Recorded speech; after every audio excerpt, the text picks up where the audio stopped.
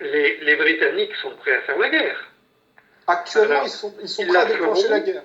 D'accord. Bien sûr, oui.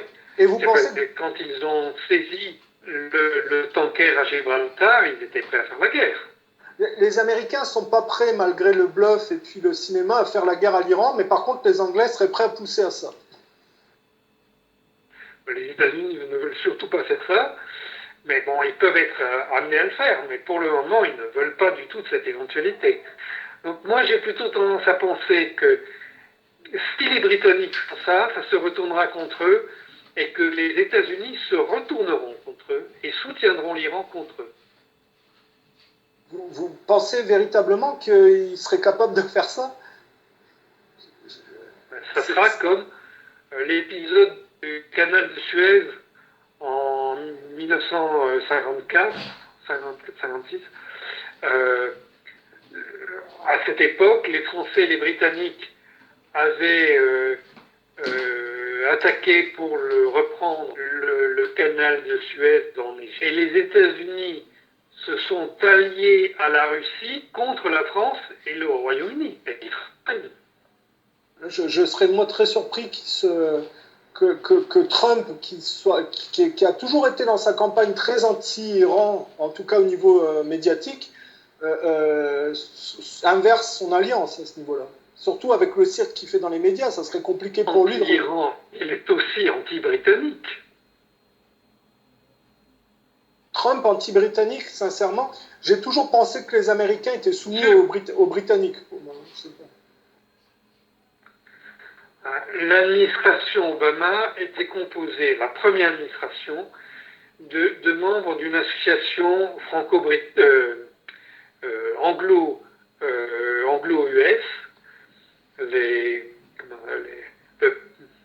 je cherche le nom, le Pilgrim Society. Et donc, c'est une association qui est présidée par la reine Elisabeth et qui comprend environ 200 personnes. Hein, et plus de la moitié des ministres du premier gouvernement Obama provenaient de cette organisation. Bon. Mais autant Obama était pro-britannique, autant Trump ne l'est pas. Et d'ailleurs, c'est tout le problème du Brexit que vous voyez aujourd'hui. Le Brexit, ça vient d'une seule chose. L'administration Obama avait envisagé de rentrer dans l'accord d'Alena, de libre-échange. Il voulait faire rentrer le Royaume-Uni dans cet accord. Bon, alors attendez, je vais le dire pour vous parce que le son a été coupé. C'est l'accord de libre-échange, l'ALENA, dans lequel Obama voulait rentrer, c'est ça? Obama voulait faire rentrer les Britanniques. Dans l'ALENA, c'est-à-dire l'accord de libre-échange. Voilà. Et cela supposait qu'ils se retirent de l'Union européenne. D'accord. C'est pour ça qu'on a organisé ce référendum en Grande-Bretagne. Ok.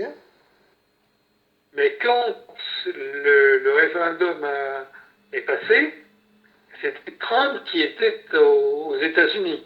Et Trump, lui, refusait de faire rentrer le Royaume-Uni dans cet accord. Et donc, le Royaume-Uni ne sait plus où aller. Il est sorti, mais il ne sait plus où aller.